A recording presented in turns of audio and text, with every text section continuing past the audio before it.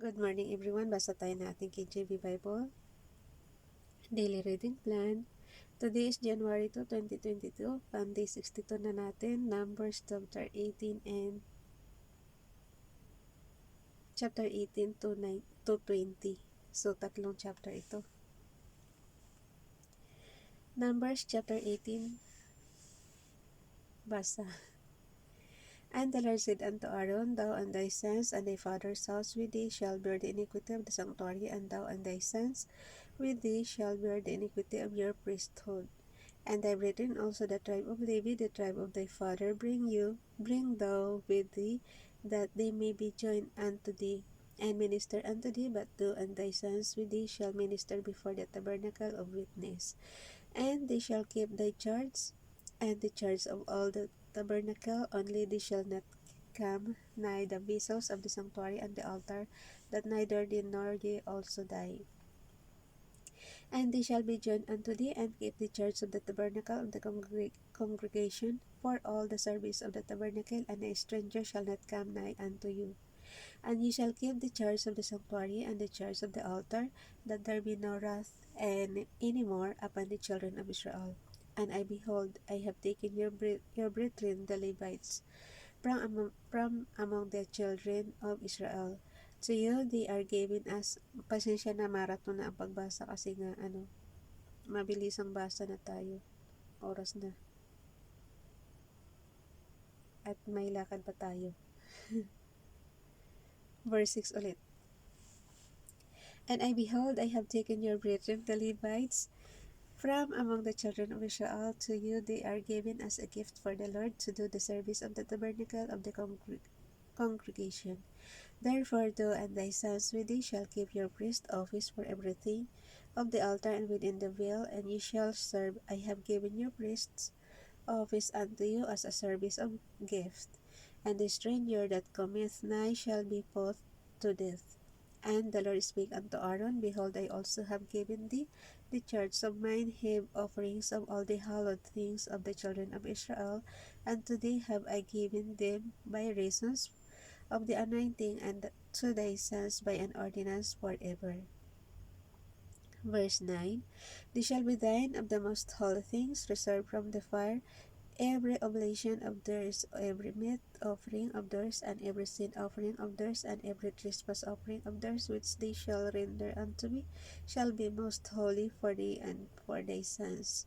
In the most holy place shalt thou eat it, every male shall eat it, it shall be holy unto. Tatlong it yan ha, ay dalawang it yan. Shall eat it, it shall be holy unto thee. And this is thine, the heave offering of their gift, with all the wave offerings of the children of Israel. Pakibasa nyo rin yung inyong King James Bible, guys. Verse 11. And this is thine, the heave offering of their gift, with all the wave offerings of the children of Israel. I have given them unto thee, and to thy sons, and to thy daughters, with thee by a statute forever. Every one that is clean in thy house shall eat of it, all the best of the oil, and all the best of the wine, and of the wheat, the first fruits of them which they shall offer unto the Lord, them have I given thee. And whatsoever is first ripe in the land which they shall bring unto the Lord shall be thine. Every one that is clean in thine house shall eat of it. Everything devoted in Israel shall be thine. Everything that openeth the matrix in all flesh which they bring unto the Lord, whether it be of men or beast, shall be thine. Nevertheless, the firstborn of man shalt thou surely redeem, and the firstling of unclean beasts shalt thou redeem. And those that are to be redeemed from a month old shalt thou redeem according to thine estimation, for the money of 5 shekels, after the shekel of the sanctuary, which is 20 gerahs. But the firstling of a cow, or the firstling of a sheep, or the firstling of a goat, thou shalt not redeem. They are holy. Thou shalt sprinkle their blood. Oh, sheep, goat, tsaka tatlo yan, diba? Cow. So, holy daw yan, guys. They are holy.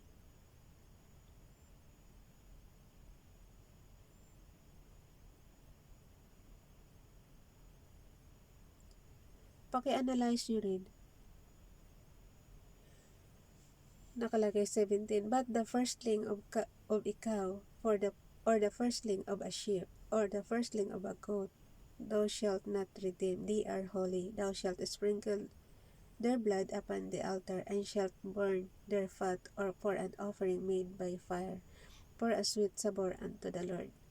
And the flesh of them shall be thine, as the way breast and as the right shoulder are thine. All the heave offerings of the holy things which the children of Israel offer unto the Lord have I given thee, and thy sons and thy daughters with thee by a statute forever. It is a covenant of salt forever before the Lord unto thee and to thy seed by thee. And the Lord spake unto Aaron, Thou shalt have no inheritance in their land, neither shalt thou have any part among them. I am thy part, and thy inheritance among the children of Israel. And behold, I have given the children of Levi all the tenth in Israel of an inheritance for their service which they serve, even the service of the tabernacle of the congregation. Neither must the children of Israel henceforth come nigh the tabernacle of the congregation lest they bear sin and die. But the Levites shall do the service of the tabernacle of the congregation, and they shall bear their iniquity. It shall be a statute forever throughout your generations, that among the children of Israel they have no inheritance. But the tithes of the children of Israel, which they offer as an heave offering unto the Lord, I have given to the Levites to inherit. Therefore I have said unto them, among the children of Israel they shall have no inheritance. And the Lord spake unto Moses, saying, Thus speak unto the Levites, and say unto them, When ye take of the children of Israel the tithes which I have given you from them for your inheritance, then ye shall offer up an heave offering of it for the Lord, even a tenth part of the tithe. And this your heave offering shall be reckoned unto you as though it were the corn of the threshing floor, as the fullness of the winepress. Thus ye also shall offer an heave offering unto the Lord of all your tithes, which ye receive of the children of Israel, and ye shall give thereof the Lord's heave offering to Aaron the priest. Out of all your gifts ye shall offer every heave offering of the Lord, of all the beasts thereof, even the hallowed part thereof out of it. Therefore thou shalt say unto them, When ye have heaved the beast thereof from it, then it shall be counted unto the Levites as the increase of the threshing floor, and as the increase of the winepress. And ye shall eat it in every place, ye and your households, for it is your reward for your service in the tabernacle of the congregation. And ye shall bear no sin by reason of it, when ye have saved from it the best of it. Neither shall be pollute the holy things of the children of Israel, lest ye die. Chapter 19 na tayo. Wait lang. Inom muna tayo.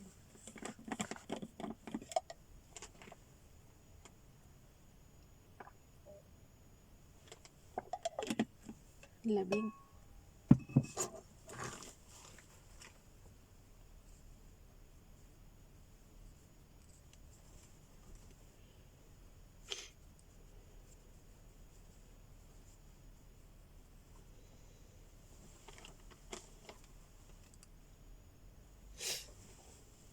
Yung nainom ko to. Sorry. Wala nang mainit. Okay. Numbers chapter 19. And the Lord spake unto Moses and unto Aaron, saying, This is the ordinance of the law which the Lord hath commanded, saying, Speak unto the children of Israel, that they bring thee a red heifer without spot, wherein is no blemish, and upon which never came yoke. And ye shall give her unto Eleazar the priest, that he may bring her forth without the camp, and one shall slay her before his face. And Eleazar the priest shall take of her blood with his finger, and sprinkle of her blood directly before the tabernacle of the congregation 7 times. And one shall burn the heifer in his sight. Nagreklamo na ka, ngayon na pa yung tiyan ko. Inom ulit tayo tubig, malamig eh. Okay. Verse 5, And one shall burn the heifer in his sight, her skin and her flesh and her blood with her dung shall he burn, and the priest shall take cedar wood and hyssop and scarlet and cast it into the midst of the burning of the heifer. Then the priest shall wash his clothes, and he shall bathe his flesh in water, and afterwards he shall come into the camp, and the priest shall be unclean until the evening. And he that burneth her shall wash his clothes in water, and bathe his flesh in water, and shall be unclean until the evening. And a man that is clean shall gather up the ashes of the heifer, and lay them up without the camp in a clean place, and it shall be kept for the congregation of the children of Israel. For a water of separation, it is a purification for sin. And he that gathereth the ashes of the heifer shall wash his clothes and be unclean until the evening, and it shall be unto the children of Israel and unto the stranger that sojourneth among them for a statute forever. He that toucheth the dead body of any man shall be unclean 7 days. Hala guys, huwag kayong humawak ng patay. Wait lang.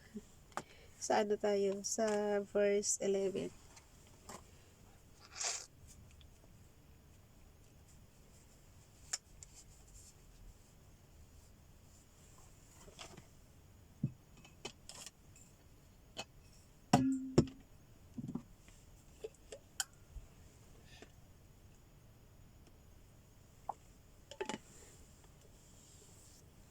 Tiyaga na lang sa tubig na malamig.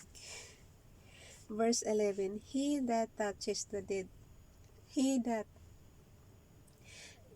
dead body of any man shall be unclean 7 days. Kaya huwag kayong humawak ng patay, kundi 7 days kayong unclean. He shall purify himself with an oath the 3rd day, and on the 7th day he shall be patay tayo dyan. Naabutan na tayo ng oras. Okay, ulit.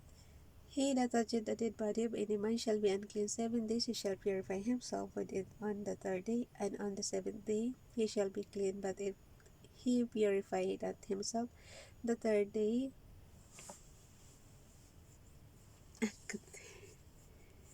ganyan ako guys pag nasanggi ng buhok ko yung puro ano na naman kate. Verse 12, He shall purify himself with it on the 3rd day, and on the 7th day he shall be clean.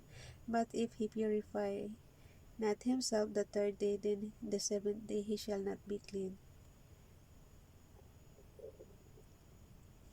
Verse 13, Howsoever toucheth the dead body of any man that is dead and purified not himself defileth the tabernacle of the Lord, and that soul shall be cut off from Israel.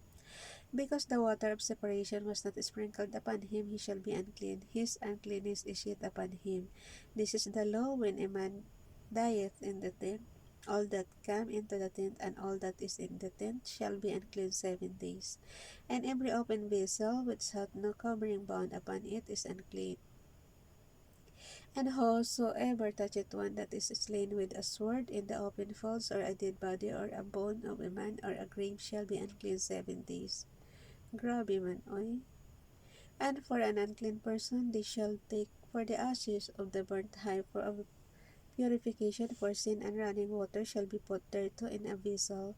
And a clean person shall take hyssop, and dip it in the water, and sprinkle it upon the tent, and upon all the vessels, and upon the persons that were there, and upon him that touched a bone, or one slain, or one dead, or a grave.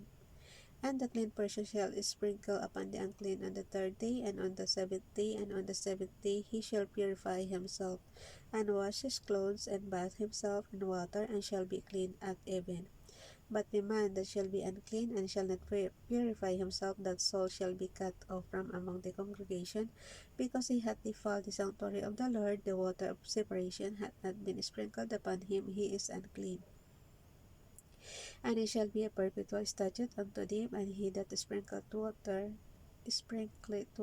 water of separation shall wash his clothes, and he that touches the water of separation shall be unclean until even. And whatsoever the unclean person toucheth shall be unclean, and the soul that toucheth it shall be unclean until even. Ano ba yan? Paano ka kaya magiging perfect na clean, ano?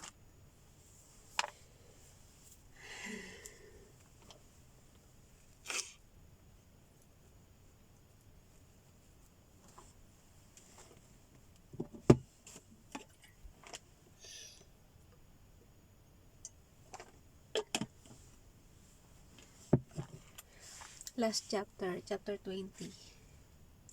Pag magbasa kayo guys, marami ka matutunan puro batas. Noong araw, puro batas sila. Sa panahon natin ngayon, ako, ang dami nang humahawak ng patay. Di, puro unclean sila. Then came the children of Israel. Ngayon ko lang din yan. Syempre, ngayon lang natin nabasa. Kaya ngayon lang natin alam. Then came the children of Israel, even the whole congregation, into the desert of Zin. Wait lang.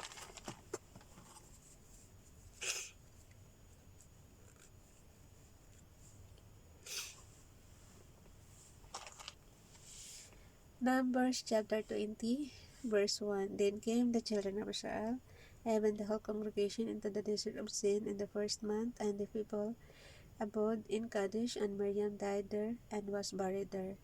And there was no water for the congregation, and they gathered themselves together against Moses and against Aaron, and the people chid with Moses and spake, saying, Would God that we had died when our brethren died before the Lord, and why? Ba't nakaramdam na ako ng lamig na naman? Verse 4, And why have ye brought up the congregation of the Lord? Pagka ganyan guys, not enough your clothes. So, dapat magdagdag pa. And why have ye brought up the congregation of the Lord into this wilderness? Ulitin niyo yung verse 3. Nagreklamo na naman sila. And the people chid with Moses and spake, saying, Would God that we had died when our brethren died before the Lord, and why have ye brought up the congregation of the Lord into this wilderness, that we and our cattle should die there? And wherefore have ye made us to come up out of Egypt to bring us in unto this evil place? It is no place of seed, or of figs, or of vines, or of pomegranates. Neither is there any water to drink. And Moses and Aaron went from the presence of the assembly unto the door of the tabernacle of the congregation, and they fell upon their faces, and the glory of the Lord appeared unto them. And the Lord spake unto Moses, saying, Take the rod, and gather you the assembly together, thou and Aaron thy brother, and speak ye unto the rock before their eyes, and it shall give forth his water, and thou shalt bring forth to them water out of the rock. So thou shalt give the congregation and their beasts drink. And Moses took the rod from before the Lord as he commanded him, and Moses and Aaron gathered the congregation together before the rock, and he said unto them, Hear now, ye rebels, must we fetch you water out of this rock? And Moses lifted up his hand, and with his rod he smote the rock twice, and the water came out abundantly, and the congregation drank, and their beasts also. And the Lord spake unto Moses and Aaron, Because ye believed me not to sanctify me in the eyes of the children of Israel, therefore ye shall not bring this congregation into the land which I have given them. Parati na lang ganito guys, oh. Hindi na naman sila kasali sa dadalhin sa promised land. So, ibig sabihin, kukunti na lang yung matitira sa kanila. Verse 13, This is the water of Meribah, because the children of Israel strove with the Lord, and he was sanctified in them. And Moses sent messengers from Kadesh unto the king of Edom. Thus saith thy brother Israel, Thou knowest all the trouble that hath befallen us, how our fathers went down into Egypt, and we have dwelt in Egypt a long time, and the Egyptian vexed us and our fathers. And when he cried unto the Lord, he heard. Ngayon ba, magkalaban pa rin yung yung dalawang bansa na to, yung Egypt tsaka Israel? Kasi dito sa Bible, parang lagi silang nakalagay sa verse 15. How our fathers went down into Egypt, and we have dwelt in Egypt a long time. And the Egyptian vexed us and our fathers, and when we cried unto the Lord, he heard our voice, and sent an angel, and hath brought us forth out of Egypt.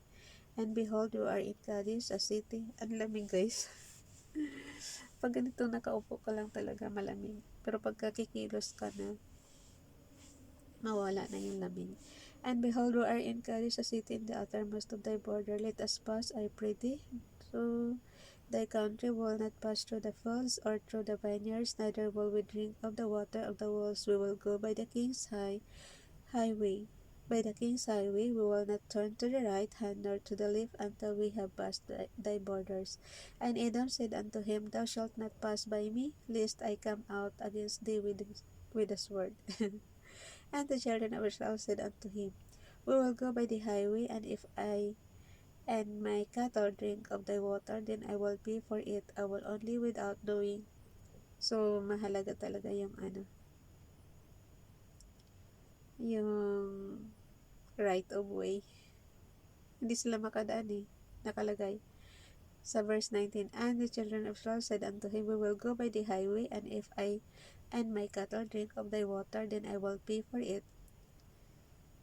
I will only without doing anything else go through on my feet. And he said, Thou shalt not go through. And Edom came out against him with much people and with a strong hand.